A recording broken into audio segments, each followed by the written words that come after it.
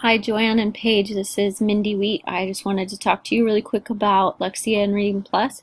On Reading Plus, I can see that Paige is now working at another level. She's leveled up to level B.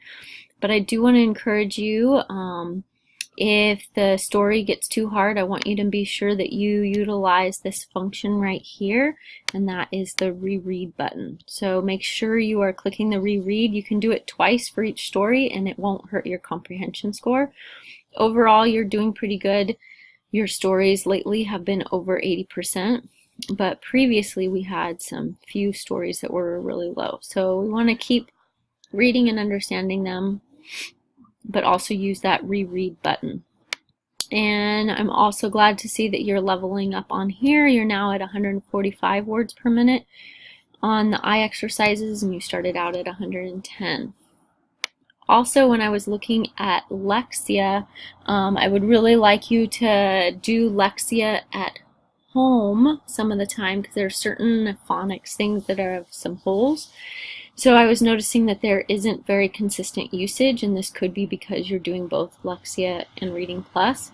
But in the last couple weeks, you've only used it for 74 minutes, and I would love to see this get closer to 60 or even 100 words in a week, or 100 minutes in a week.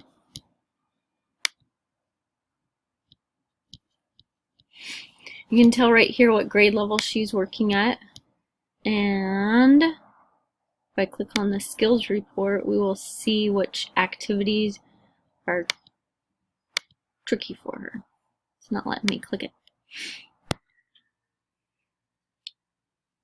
The reason I am wanting her to go on to Lexia is, as you can see here, there are a couple activities that are low and slow for her, meaning they are requiring her to repeat them a lot of times, and her accuracy is kind of low.